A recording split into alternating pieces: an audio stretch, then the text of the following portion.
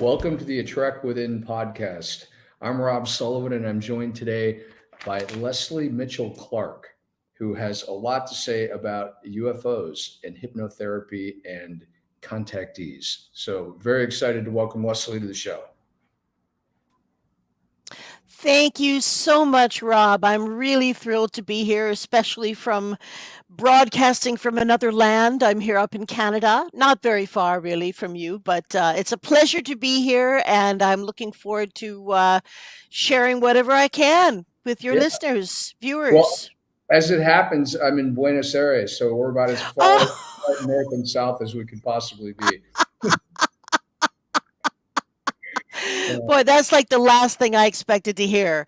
I thought you were going to say, "Well, I'm in, Skokie, or I'm in Evanston," or no, no. No, yeah. Well, good. It's really nice to have you join us today. This is great. So I'm curious. Let's just start at the beginning because a lot of my viewers aren't going to necessarily know who you are, and they're not. hmm They may not even be super familiar with ufology. I don't know if I've heard it said UFOlogy. How do you say that, by the way? I'm always curious. Well, we say ufology, but of course now the expression we're supposed to use is unidentified aerial phenomena. So UAPs, we now will say that has replaced UFO, but Got it. but it sounds impossible. UAPianism. I don't know. I was going to say because yeah, UFology doesn't sound very good. No, no, it doesn't. It doesn't. So, well, good. So tell me more about your background and how you got into all this. Well, my early background is really pretty much exclusively in the entertainment business. I worked as a singer and an actor, and I still actually do, even at my advanced age. So, but at a certain point, I was looking for something fulfilling to do with my life. I felt very empty, and I guess I was having some sort of midlife crisis, except I didn't get a red sports car or a mistress, so that was a good thing, but that would have come as a shock to my husband. Anyway, I don't know which would be a more shocking, the red sports car or the mistress, but that's another story. Anyway, so so I was and my husband, God bless him, he said, "You know what what I want to do for you is you're not finding your direction. I'm going to buy you a past life regression with a noted hypnotherapist." And I thought, "Oh, well, what a wonderful idea." I mean, I've had flashes of other lifetimes. I believe that that's what's happening. So I went and I had the process. Now the process was illuminating, of course, but the main thing that I took away from that was that I knew that I could do that kind of work. I just knew it. Either I'd done it before in another life, which is interesting because remember that hypnotherapy is over 10,000 years old by recorded history. My feeling is it's probably far older than that and was used in other sophisticated civilizations that may have been on this planet. But at any rate, it's old. So after that, I made plans to study, and we have a guild, and we become certified. It's the National Guild of Hypnosis. It's based in very close to Boston, actually. So anyway, I became a then just a garden variety hypnotist dealing with a lot of cigarette smokers and obese people, and working in a clinic seeing a million people a day. So it was kind of like that at first, but eventually I took various other certifications, including I work in pediatric hypnosis, which is unusual. I'm one of the few people that are trained and certified to do it. So there, I work in pain management and other areas that are not really particularly exotically related to my primary work. Um, so at a certain point, after getting my metaphysical accreditations, which was very important, past life regression and interlife regression, I had done a number of regression processes. I was pretty facile by that time. And at the clinic where I was working, about once a month, someone would call in and say, I think that I may have had an event of high strangeness. I have a triangle, stamped on my rib cage. I have missing time. My clothes were on backwards when I woke up. They could have been any number of things that I've heard from experiencers. So no one else in the clinic, and even people who were also psychotherapists and such, nobody wanted to deal with this at all. So I said, bring it on. I've always been fascinated with this subject matter. I'll take any of these clients that come in. So that's really how it began. And I actually adapted past life regression techniques to work with experiencers in the retrieval of suppressed memories. That's often, the issue that they will come to me for is that they have parts of memories or feelings or odd circumstances, and then my job is to put them into a very receptive state of mind, into a nice trance, and then assist them in the recovery, the safe recovery of memories. And by safe recovery, I mean that and this is certainly true in past life regression as well. If a client or a patient is becoming disturbed by what they see or hear or feel, we immediately, the therapist immediately turns them into an observer. So the person can still process what's happened, but do so rather unemotionally. So that's the technique that we use. So anybody who goes through a regression process, the one thing you don't have to worry about if you're working with a trained professional is being made to re-experience trauma. We just don't do it that way. It's not how it works. Yeah, it's funny because years ago when I first started getting introduced to hypnotherapy and the works, like Brian Weiss, I read all his books, Many Lives, Hmm. Many Masters, and all those. And I remember, reading, some of the early critics who seemed to think that, like, oh, everybody seems like they have this past life as Cleopatra or, Julius Caesar or whatever. And then, the reality is quite a bit different, that because I remember I did a past life regression Hmm. just more out of curiosity than anything. And the first past life that came up was I was a patient in a mental institution. The Hmm. year was like 1870 Hmm. something. And I was out, we figured out it was a mental institution because the guy who did the regression was a guy named Dr. Hauk in Chicago. And Hmm.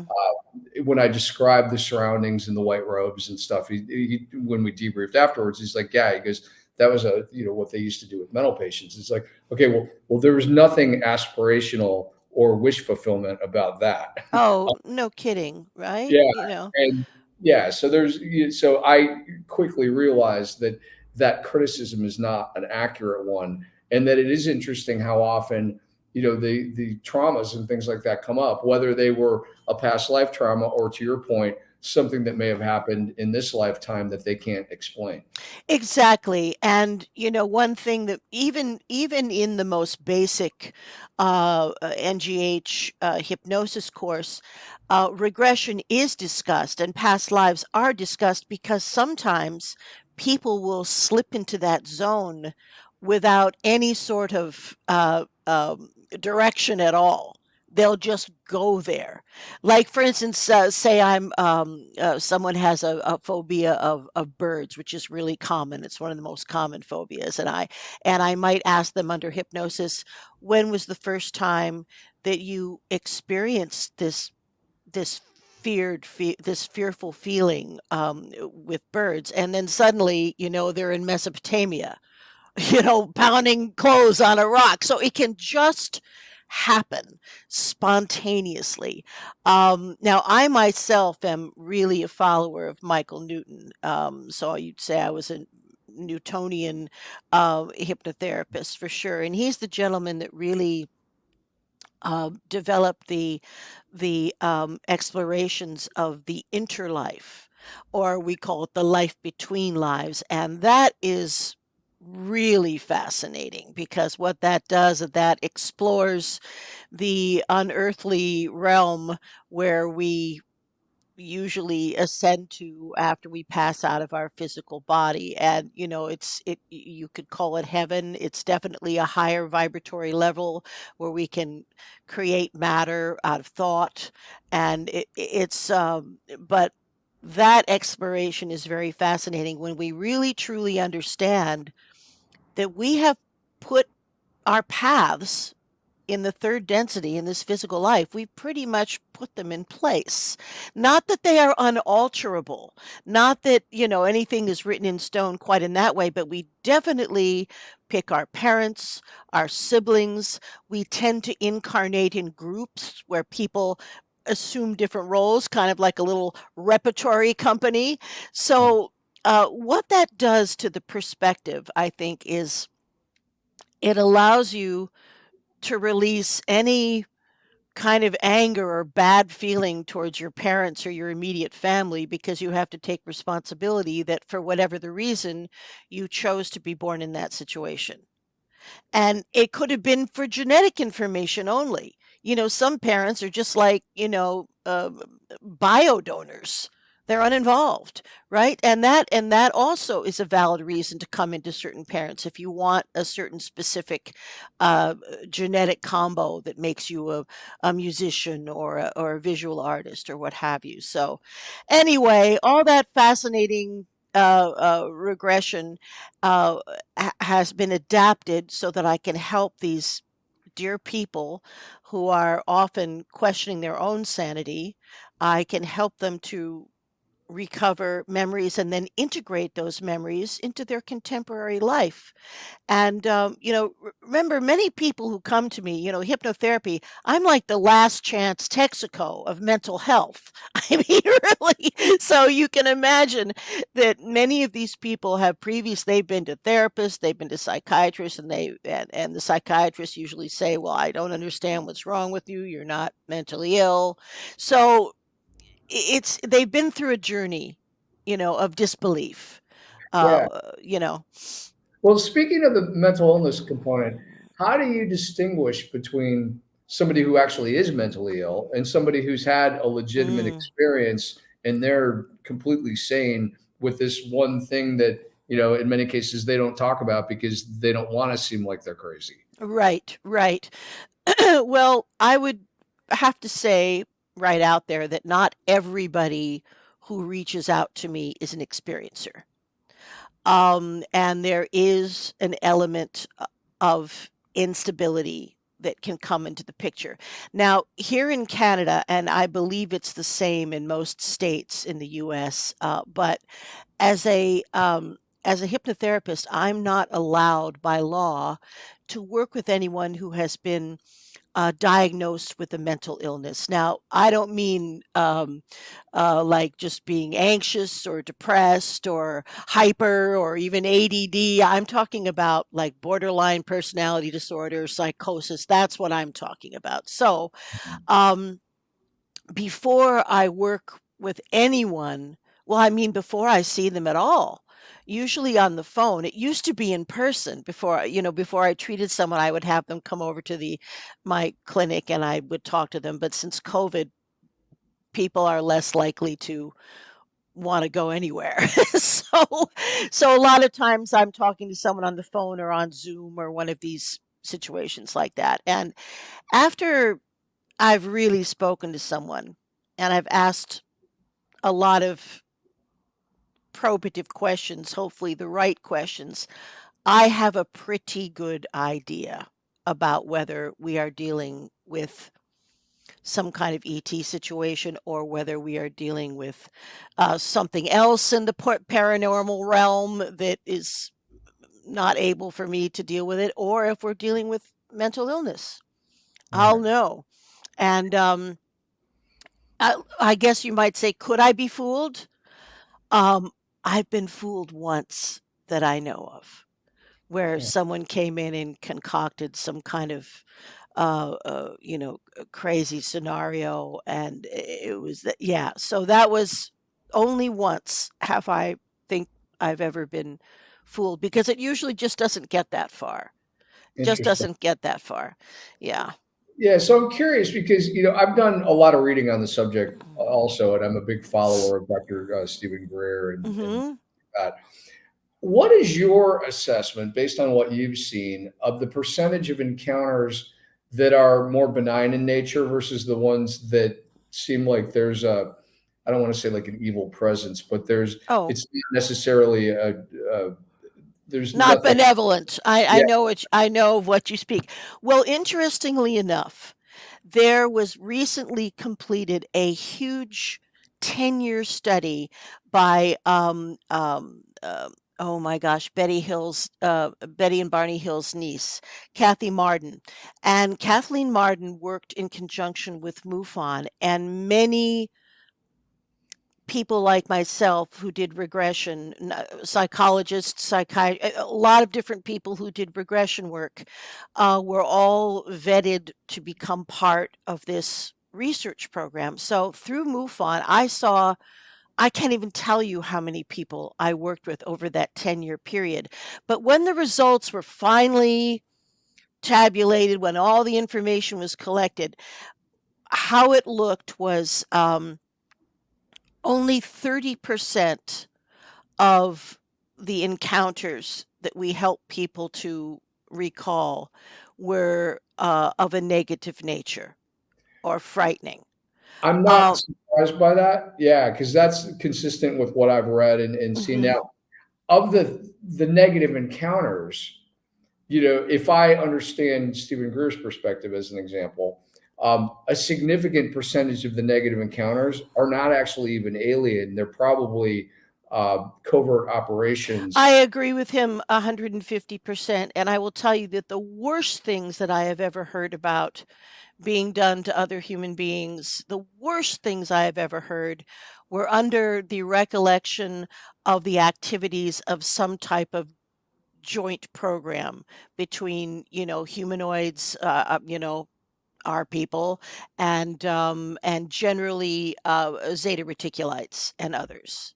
We've been involved in dark projects with the Zeta Reticulites since Roswell. In fact, the Roswell crash was a crash of Zeta Reticulite beings. They're grays, the same beings that investigated Betty and Barney Hill, by the way.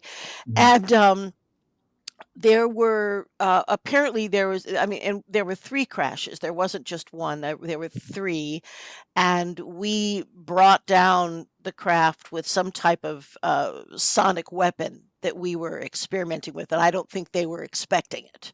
So anyway, there were survivors amongst the Zetas from that group, and what happened there is what we call familiarly the Truman Agreement and then later the Eisenhower Agreement, because those particular ETs were having incredible trouble with genetics. They were no longer able to reproduce, and they asked, President Truman, who was speaking for the world, they asked if they could take a small amount of genetic information from us and we wouldn't remember that it had even happened, and in exchange they would give us technology that we could sort of handle. And I think at that time that meant like fiber optics, integrated circuits. There were a whole lot of things that were, many steps above where we were, that came in after the nuclear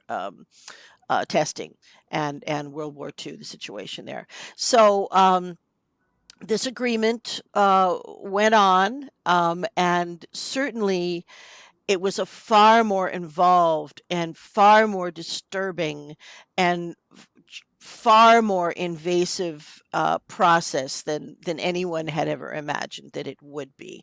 And this is where a lot of these, really terrible stories come in, about, women who have been, inseminated, and they're pregnant for 3 weeks, and then they go to sleep and the baby's gone, or and men who have sperm extracted in all kinds of bizarre ways. So this went on, but the agreement was time dated. In other words, I believe that this particular agreement that allowed for the taking of this material was really over by the late 80s. Um, and so today, I rarely work with anyone who has had those kinds of experiences. If they were of fertility age, they would have to be at least my age. So a senior person might come in and still be coping with that, the trauma of that, but it is quite unusual. Interesting. So I'm curious, what have you noticed about, for example, the age range of people who have these experiences? Well, what I can tell you is most people who come to me who are starting to remember, who are having what I would call breakthrough memories or almost like waking dreams, they are mostly in midlife, 40ish, I would say. And I think that there's a very, explainable reason for that is that most memory suppression techniques that were used on us, either by the Greys or by some, horrible, program of our own humanoids, they weren't really designed to last more than 20 years, or they can't last more than 20 years. I don't think for 1 second that any of the ETs know everything there is to know about us. We are so curious and we love to have complete access to our memories. And so the possibility of any kind of suppressive technique lasting for a long length of time, it just doesn't happen. So after 20 years is when people generally start to have recall if they have suppressed all these things. Now, sometimes younger people come to me and they're right in it. They say, well, since I was a child, I've been picked up by this person or that being, and they levitated me through the wall and through the so younger people um have never had that level of suppression. Now, Mhm. is it an individual thing? Is it that we are now ready to remember that it's not considered necessary anymore? I can't really answer that, but younger people generally have their memories very close to the surface, if not all the way out, right? But Interesting. the Go Yeah. ahead. Oh, no, no, yeah, I didn't finish. I wasn't trying to interrupt. Oh, Well, the question that just popped into my mind, and it's funny because it wasn't necessarily something I was thinking about, bringing up today, but uh, I'm really curious because I would imagine through a lot of these hypnotherapy sessions, you probably had people share quite a bit of experience mhm, in terms of, what the intentions are and whatnot. mhm, And the thing that I've never really fully understood, well, there's a lot about it, but like, for example, I was born on an Air Force base in Upper Peninsula, Michigan, Kitchener Air mm, Force Base. And my dad told the story. He was a flight surgeon, so he worked with all the pilots. He was a mhm, doc. He was also a pilot, but he wasn't an Air Force pilot. So he was a doctor who worked with all the pilots on the base.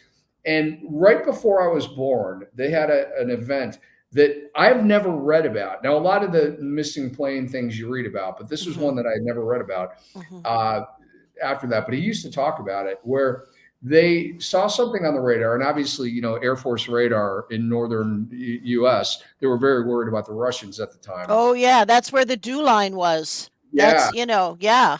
and so they had, as advanced, radar as you could possibly have at the point. So they saw something on the radar that they didn't know what it was. So they scrambled 5 fighter jets. And so they've got the 5 fighter jets going toward this thing, and they're saying, we don't see anything, we don't see anything. And the radar people are like, you're almost on top of it. And by the time they were on top of it, all 6 things, whatever was on the radar and the 5 jets, disappeared. Mhm. They know within 3 meters exactly where it happened.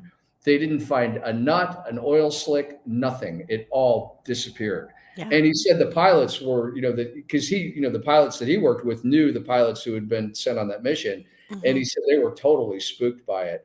But now the reason I bring it up is because I'm curious if anyone has shared, like, I can, the genetic testing and things like that, whether or not people believe it, there's an element of, okay, I get it that could be possible. But what on earth is the point of just taking 5 planes and, having it disappear? Well, that's, obviously I would just be positing, Yeah. but first of all, the fact that you were on a base, and I must just digress a little bit to tell you that an abnormal amount of people that I see were what we would call military brats. They went from base to base to base, and many of them being Canadian, their fathers or mothers or both were stationed on the dew line, which is practically where you were, way up there, right?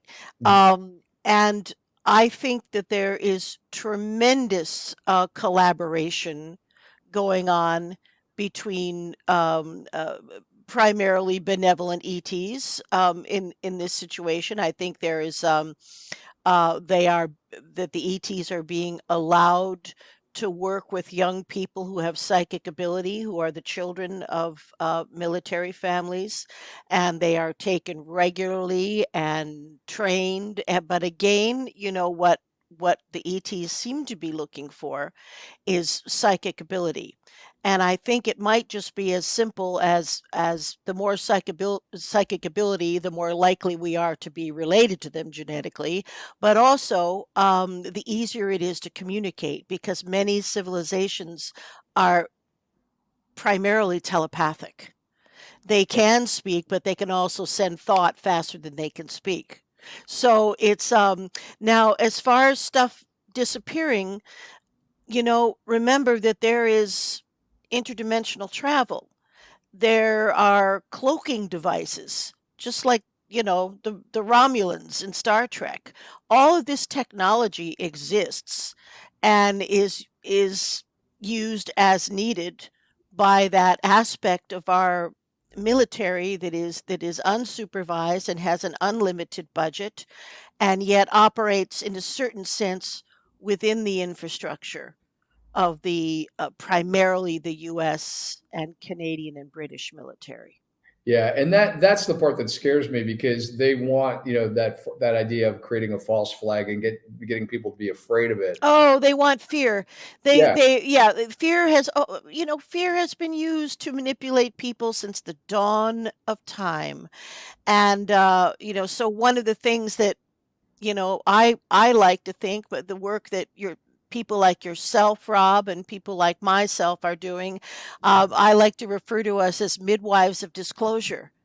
I'm not exactly sure how far along things will be within our lifetime, but I do think that we are establishing an open minded, open dialogue, and really going after the governments who are in still lying to us.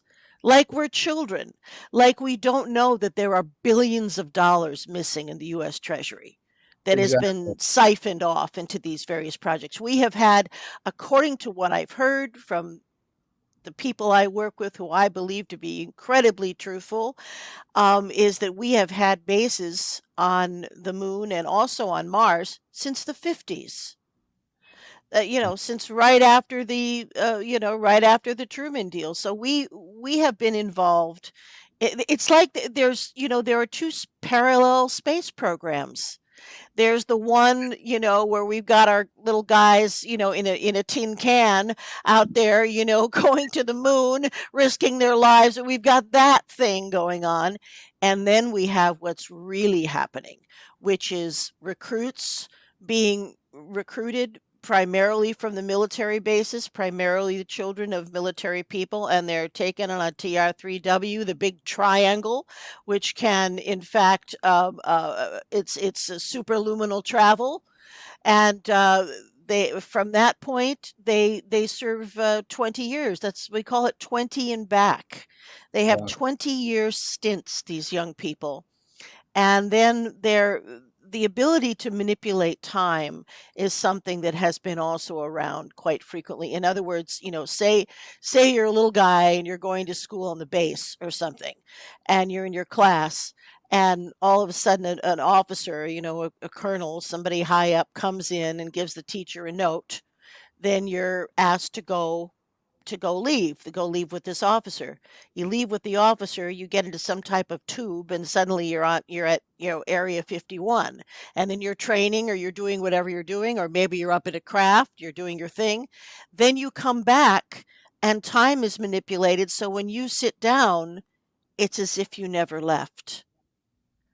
right? Oh, that because I was just going to ask you if it's like 20 and back, then where do you? Yeah, that's what they do. So these guys, like, and the person I know most deeply who's been through this experience would be Colonel Randy Kramer, who's actually speaking at a symposium that we're having on April 20th. But at any rate, Randy woke up, to go to high school and couldn't remember anything. He had simply been put back in time 20 years.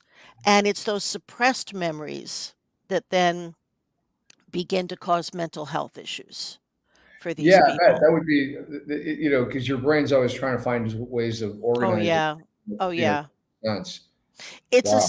it's a specific type of PTSD, I would say, because these brave young men and women have seen incredible action. They've seen military action. And just think, here is a whole quadrant of society, and the numbers are probably staggering as far as how many people this actually involves, who in fact serve their country and serve their world, and yet they're sent back to high school. They wake up with mental health problems, and there's no help for them. There's no VA. There's no psychiatric help. There's nothing. We have a whole quadrant of servicemen and women who deserve to be respected and helped and cared for when they need it. And those billions of dollars, they don't consider that important. Yeah. Well, it's the everybody's disposable sort of attitude. Yeah, yeah, and there are many levels like to this these programs are so complex that people can have really different jobs. Like for instance, Randy Kramer was really what I would have to call like a super soldier, that kind of thing. But I have talked to other people who have who have worked in really menial ways, or in ways that are so advanced that they're doing complex computations or something. So there are various tiers to this whole program, which is part of what makes it so hard to get a hold of. But I guess our own military would be the blueprint. There's people swabbing the decks, and there's people driving the ship you Yeah. know So this is when you talk about the blueprint and stuff, you're talking about, it sounds like the programs where there's already an established cooperation between the US military or US government I and believe that there is. Yes. extraterrestrial type Yeah. situations. But Yeah. not but cooperation is still, I think these cooperative programs still heavily involve the Zeta Reticulites. I think that they've just been involved with us for so long. It's like, and they live on bases, and they even have their hybrid children that from the Zetas, who some of them look extremely human, and they could probably pass on our Earth. Some of them are so alien looking that they can't really leave the ship. They can't survive on the Earth for various reasons. So, um, but what I hear about, as far as the beings that are, you know, causing euphoric experiences, really, are what we would call beings that are our cousins, that beings that come from the Lyran system, who share DNA, who share O negative blood. It's like the Pleiadians, the Lyrans, the Yael, the Arcturians. These are all genetically related beings to ourselves. However, some of them have ascended um, to what I would have to call a higher dimension or a higher vibratory level. For instance, there's a gal that I've worked with who's just wonderful, and she is a lifelong experiencer, and she had a very personal relationship with this one particular a woman who was Pleiadian, and she called her Angie because she looked like an angel to her, tall, slender, blonde, what have you. So Angie, when she was a little girl, used to take her for little rides in the craft, like right out of the atmosphere, right out of Earth's atmosphere. And so, my client one time said to her friend Angie, can you take me and show me where your world is? Can you show me where you live? And Angie said, well, I can show you the area where it is, but you won't be able to see it because your eyes and your brain can't recognize matter when it's moving so quickly. So, or I'm paraphrasing it, but something like you won't be able to see it because your eyes won't be able to work fast enough, I think is what she told my friend when she was little. Your Well, that eyes, makes, your yeah, eyes can't work fast enough. So what that says to me is we're talking about light matter. We're talking about matter just as we perceive it, only moving faster in a lighter dimension, but still, you know, still solid in that sense. yeah. So Until they we must, harness it, right? You know, yeah. I think that some of the beings that come here must use something like step up and step down transformers to adjust their vibrational level so that they can be seen if they choose to. yeah. That does make sense to me because if you think about, vibration, there's radio waves and TV waves and all kinds of things that we don't see, but obviously it exists. Hmm. You turn your radio to a particular station, you're going to hear, whatever is being broadcast on that channel, even though we don't see it. And I've heard some like near death experiencers talk about. In fact, just this week I was listening to one where she was saying she went to a place that she described as a healing place, and she said there were, and I've heard this before from other people too. There were colors that she said we don't even have words for. I've Oh, never seen yeah. before. Hmm. And so that totally makes sense to me. The thing that I have a hard time getting my head around, I guess, is I see a lot of parallels between. I've done a lot of reading on near death experiences, books on angel encounters and things like Hmm. that. And I wasn't expecting to find similarities between those sorts of things and the books I'd read about UFOs and Mm. EVPs or abductions and things, because I've read quite a bit about that too. But the thing that seems to be the common denominator is from like a spiritual perspective, and I've heard this from readers and channelers and stuff, that the spirit world can't interact with us per se, like they can't interfere. We can ask for their help. I remember even Sylvia Brown was talking about it one time, that like she was saying that one of her, one of her dead relatives or whatever could see that she was struggling in a moment, but they didn't know why. And because she hadn't created a communication where she said, it's okay for you to know my thoughts, and she never said out loud Hmm. what she was experiencing. So all they got was that she was having an issue. So they couldn't interfere without being, without Hmm. being asked.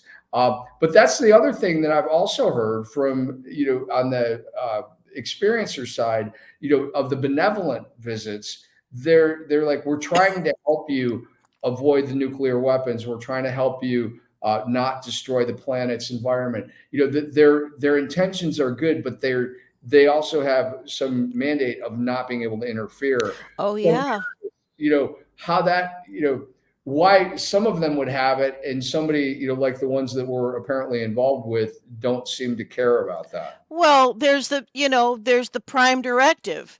There's someone who's an educated anthropologist who goes to study a isolate culture and stays on the edge and just obeys the rules. And then there are, guys trying to burn down the Amazon who just barge in there and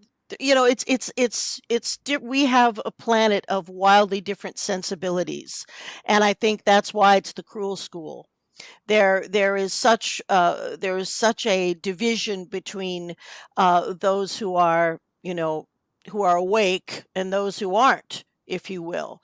So whether we would all, if ascension is the game, whether we would all ascend at the same time, I don't know if that ever happens. I don't know if that's possible because it is also a universe of free will. And people who are doing bad things and involved in, all kinds of up, negative behaviors, they are making that choice. Yeah. I want to go back to the kids for a second because Hmm. the thing that I noticed, I volunteered at the Children's Hospital in Chicago for a long time, like 34 years. Hmm. And I noticed a distinct difference over time between the kids who were there when I was in, high school. Now, some of it may have been my openness to spirituality and things like that Uh-huh. too. But I noticed over time, in more recent years, kids were much more spiritual. They were much more connected. Mhm. They were much. I have a friend, for example, their daughter got into a car accident with the mother, and the next day, she had apparently, they got hit at an intersection by a guy who was probably on his phone. And here she was like 3 years old at the time, maybe. And then the next day, she went up to her mother and she said, "I want you to call the driver of the other car." And the mother was like, "You for what?" And she said, "I want you to forgive him." Now, forgiveness, I didn't even know what forgiveness was when I was 3 years old, Mhm. let alone to have some sort of command. So I'm curious with your work with that you've done with the kids, what have you seen like in terms of Oh evolution? boy. Well, I think there are a lot of special people coming in right now.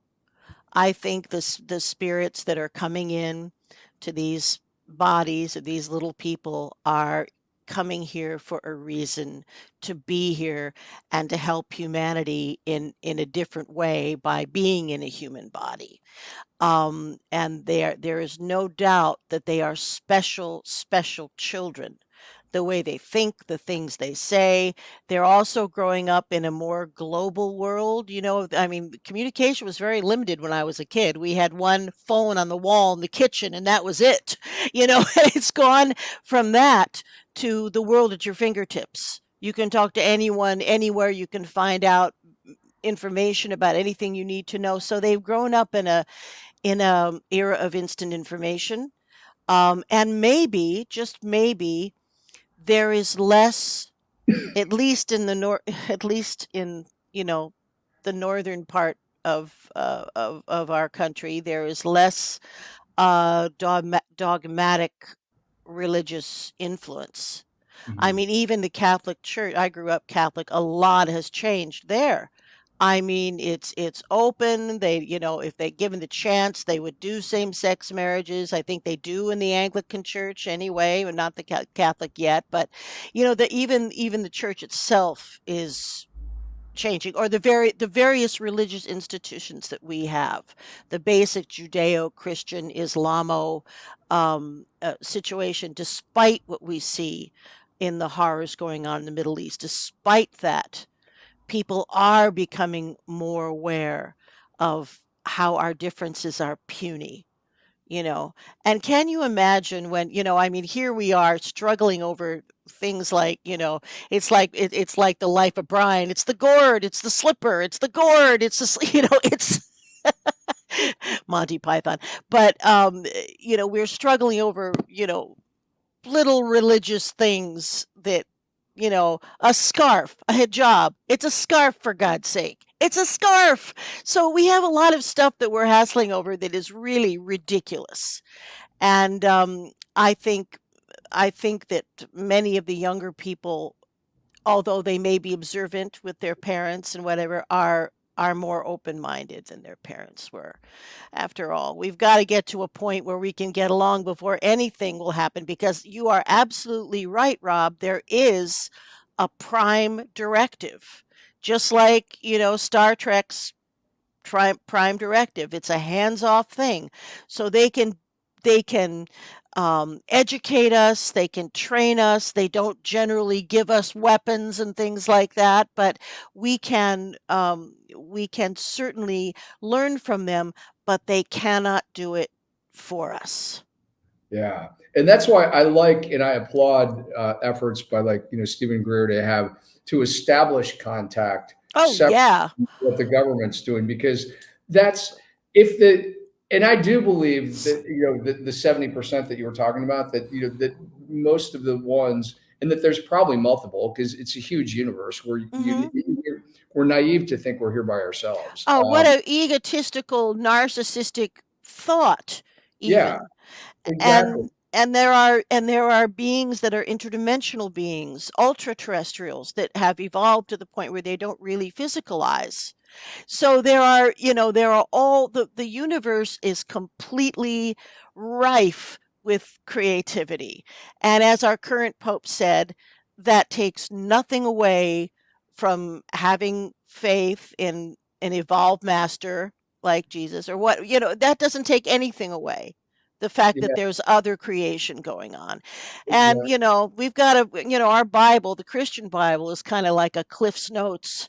It's abbreviated so many stories that are told more fully, both in the Jewish Torah and in the Holy Quran. So we have we have what's the first book of the Bible? Anyway, Genesis. Genesis, of course. The the first line was, originally in the beginning the gods created the heavens and the earth. The gods, plural. Now, our Bible, our pathetic Christian Bible, has been through so many translations and edits, Greek, Aramaic, Latin, what you have it, it was, and everybody did their little editing job. And then there was the Council of Nicaea very in ground zero for Christianity, where like tons of stuff was just thrown out.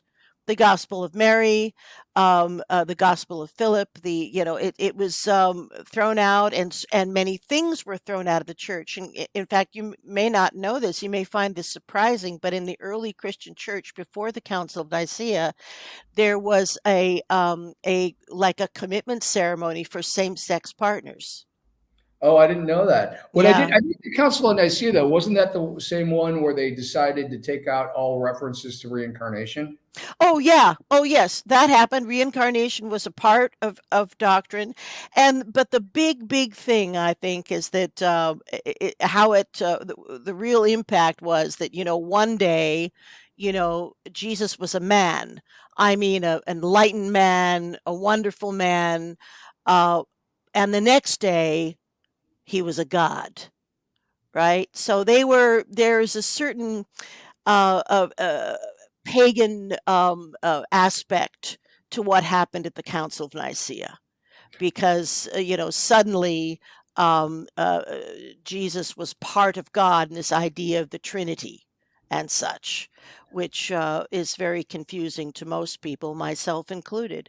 But at any rate, yeah, one day Jesus was a man, the next day he was a god, like Osiris. They had to placate these pagan things, um, from our pre-Christian world, are still part of, I mean, incense, bells, all of that, and I love it, don't get me wrong.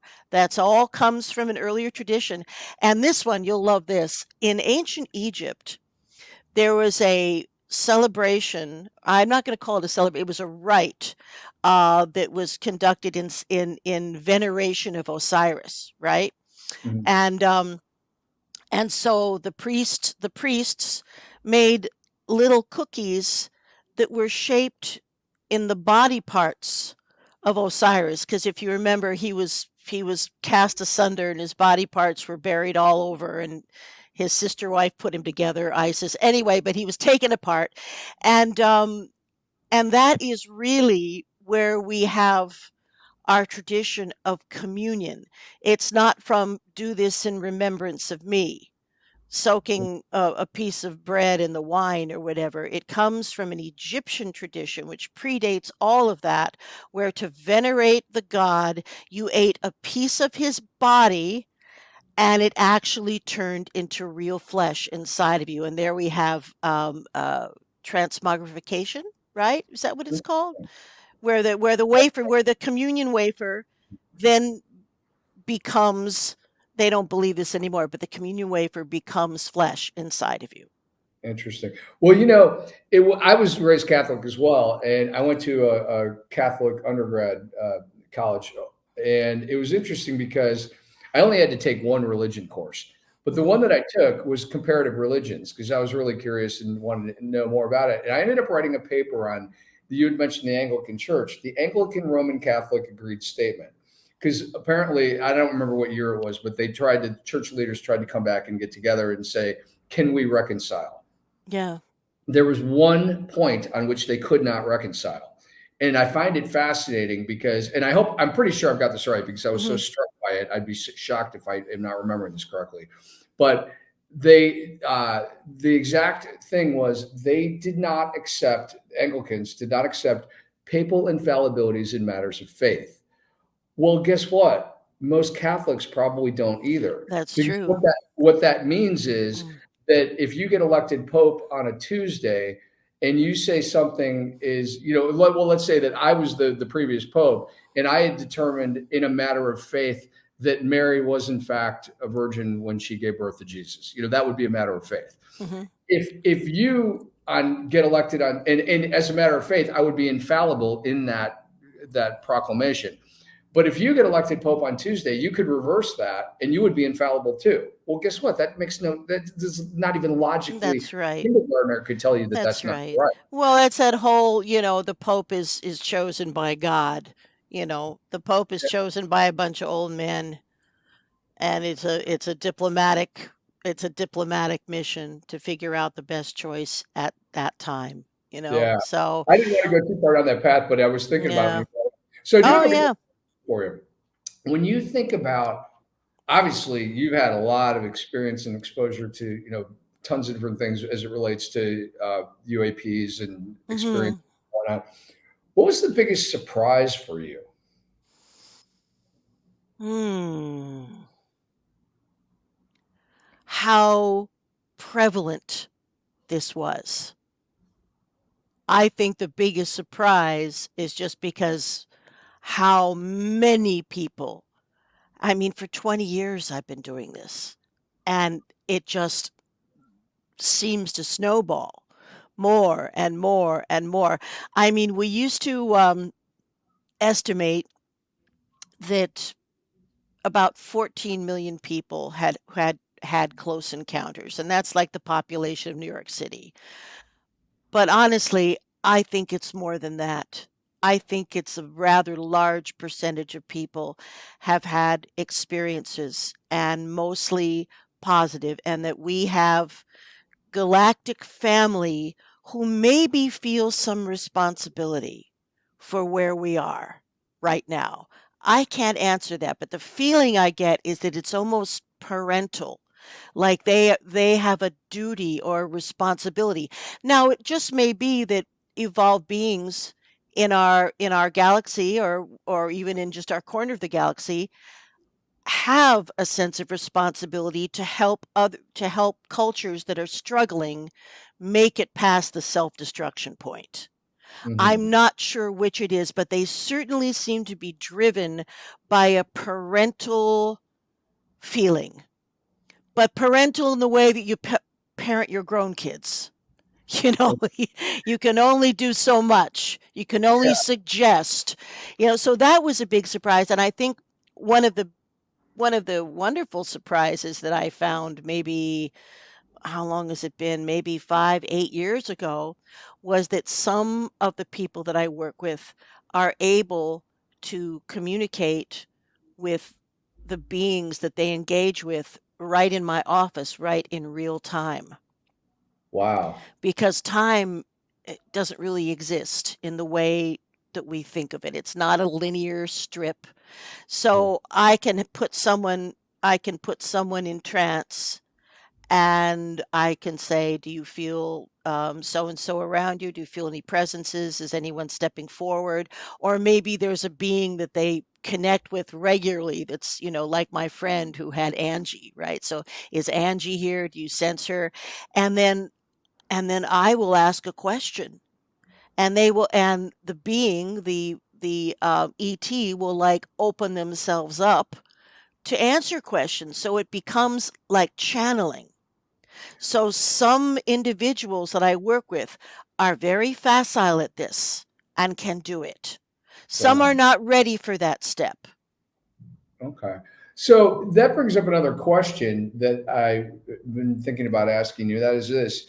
Uh, First of all, have you read? I can't think of his first name, and I can't think of the name of the book. But there's a guy named Bledsoe who, not too long ago, wrote a book about alien contact. It's not ringing a bell with me, but that doesn't matter. Carry on. Yeah, he was somewhere in the Carolinas, I think. Mhm. And the interesting thing was this: what they thought was an alien had basically identified itself as Mother Mary, Mhm. which I thought was fascinating.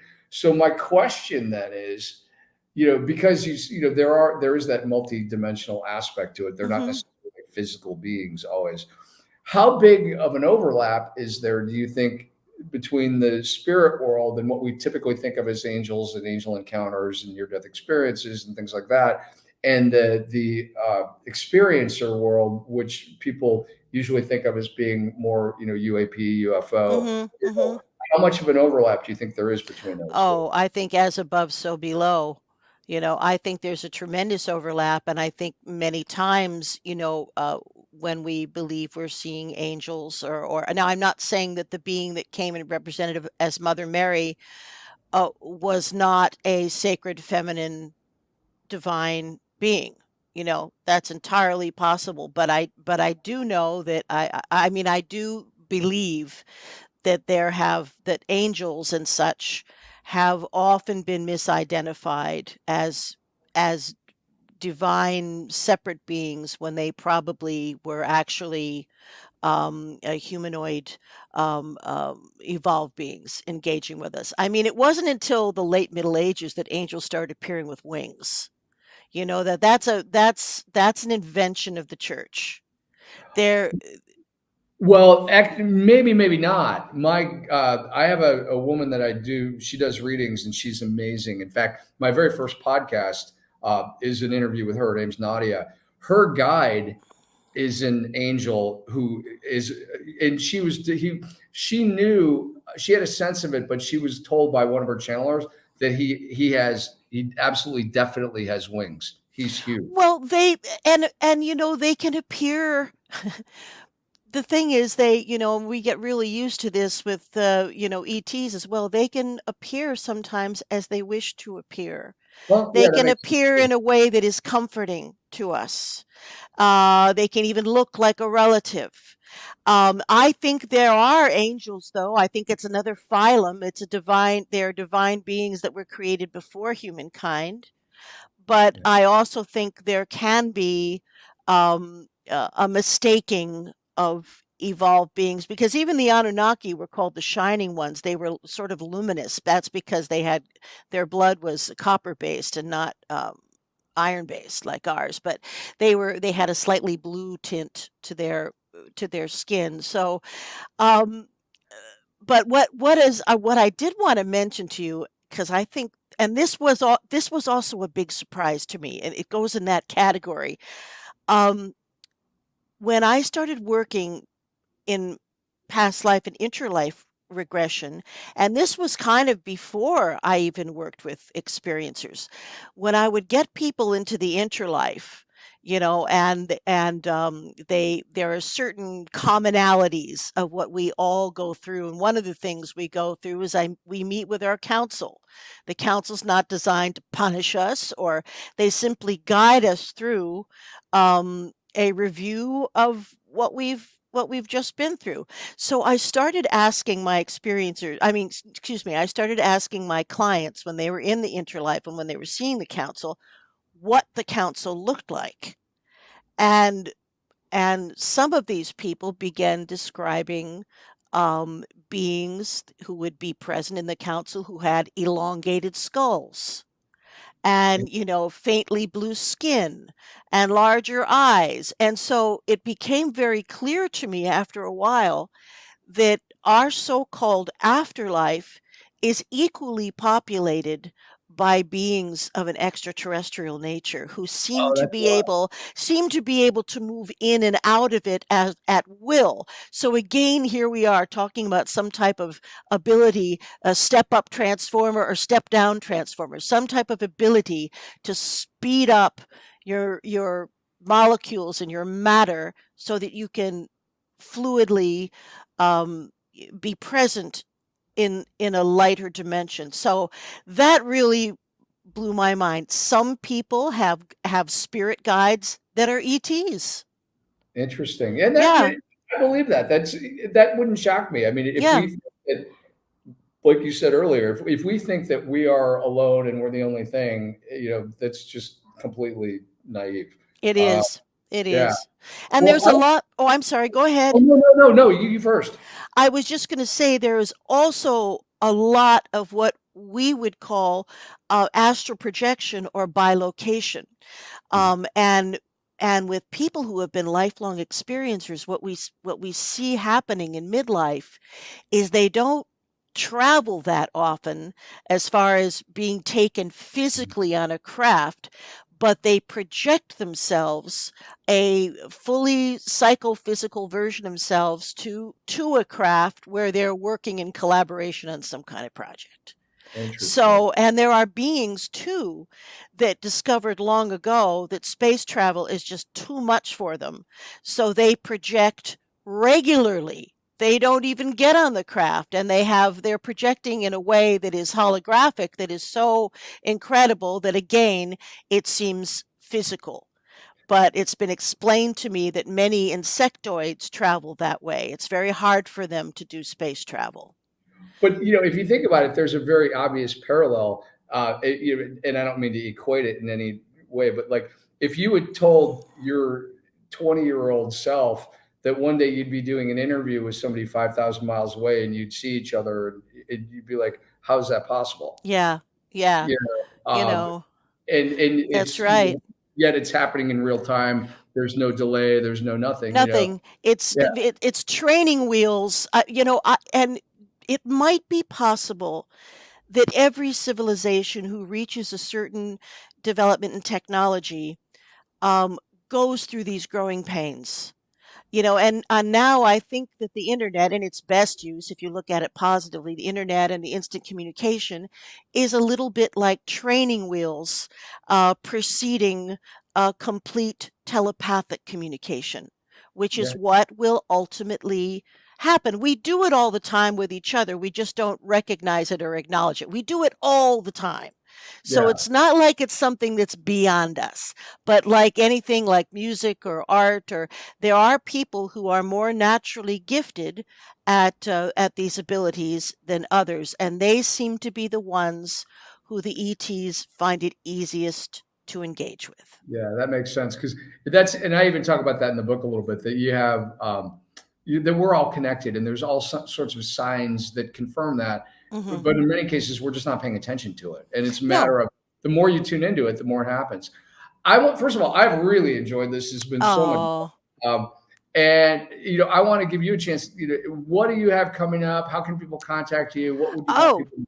great. Well, I if you're going to be in the Toronto area, we are presenting, my colleagues and I are presenting on April 20th, an event called the Contact and Disclosure Symposium. And we have got some amazing guests. Daniel Sheehan is coming, Randy Kramer. We have some local Canadian experts in UAPs, and we also have a full trance channeler who does a thing kind of like Bashar. And I myself will be giving a talk on working with experiencers. And it's going to be a wonderful event. It's just one day, and hopefully, if it's successful, we'll be able to put it on for a whole weekend next year, and invite many more guests to come in. It's at a place in Toronto called the Off World Bar. It's Oh, great. It looks like a movie set. You absolutely cannot believe this place. So we're gonna have a good time, and the bar will be open from 10 a.m. on. we'll make sure that we put the contact information for that. Okay, you can visit our website at contact and contact and disclosure symposium.com, and that will have all the information. And you can also, if you're going to be in the area, you can also buy tickets through our website at event it goes through eventbrite.ca, and that's where you can find out about what we're doing and get tickets. Now, if you want to reach me for any reason, if you just have a question, or if something unusual happened to you, it doesn't have to be a big thing, but I will always get back to you. And you can reach me at Lesley, Lesley, at lightworkhypnosis.com. And that's all one word, all lowercase. And my most recent book is called Intersections, A True Story of Extraterrestrial Contact. And you can get that on Amazon, wherever you Amazon. So that's Fantastic. it. Oh, well, like I said, this has been a joy, and we should do this again sometime because I'd love to. I feel like we only scratched the surface. I know there's a lot of stuff to talk about. So Yeah. please give me a jingle, and I would love to come visit you anytime. Terrific. Likewise. All right. All Thank you very right. Thank you so much. Take care now. Okay. Bye bye. All right. Thank you very much for joining us today. What a wonderful conversation. I love her energy. So we will have other episodes coming up, possibly with Lesley, definitely with Nadia, and some of the other people I've interviewed. I've got a few others in the planning stages that are going to be very interesting and exciting, and a lot of different people too. By the way, not just some of you might be thinking, oh well, UAPs, it's really not my thing. But I've got musicians who are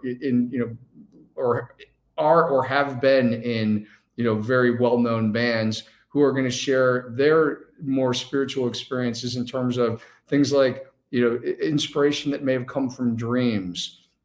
So there's just so much magic in the world, and that's what we're going to be exploring in the A Trek Within podcast. So thank you for joining us today. Definitely click the like button and subscribe. It's free to subscribe, but it's important to do that. Then you'll find out when we're doing episodes. So again, thank you for joining us, and we will see you next time. It's all about trying